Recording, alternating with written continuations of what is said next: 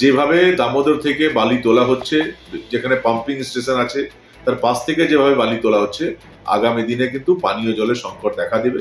এবং বর্তমানে যে পানীয় জলের সংকট দেখা দিয়েছে আসানসোল জুড়ে, তার কারণ হলো যে অবৈধ বালি তোলা, অবৈজ্ঞানিকভাবে বালি তোলা।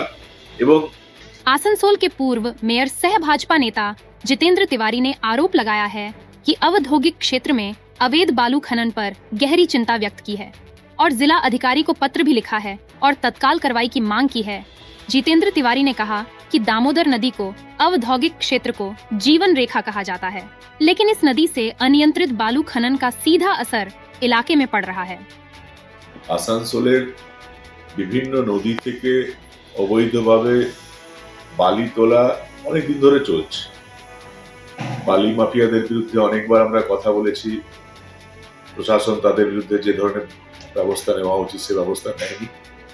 আমরা বুঝেছি যে বালি মাফিয়ারা তৃণমূল কংগ্রেসের সমর্থনে এই কাজ করছে। স্বাভাবিকভাবেই প্রশাসন যখন নিশ্চুপ, তখন আমাদের কাছে অন্য কোনো বিকল্প ছিল না, আমরা চুপ করে গেছি। কিন্তু এখন পরিস্থিতি এমন জায়গায় পৌঁছেছে যে এখন আসানসোলের মানুষ যদি এর প্রতিবাদ না করে, তাহলে আগামী দিনে আসানসোলের মানুষকে বড় সমস্যার সম্মুখীন হতে হবে। আমি আগেও অনেকবার বলেছি, যেভাবে অবৈধ বালি তোলা হচ্ছে দামোদর থেকে, অজয় নদী থেকে, আগামী দিনে মানুষ পানীয় জলের সংকটে ভুগবে।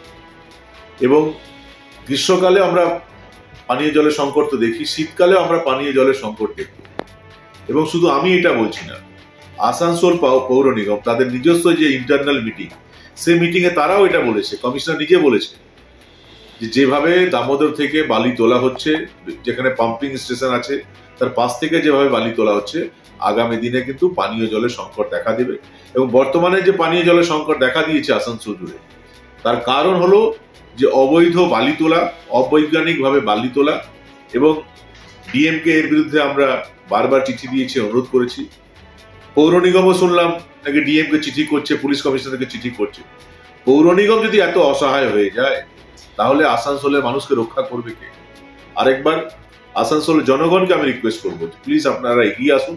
এবং এই যে অবৈধ বালি উত্তোলন, শুধুমাত্র এটা বালি চোর, বালি মাফিয়াদের ব্যাপার না। আগামী দিনে এটা যদি বন্ধ না হয়, তাহলে আসানসোলের মানুষ, সে শহরাঞ্চলে হোক বা গ্রামাঞ্চলে হোক, পানীয় জলের সংকটে ভুগবে।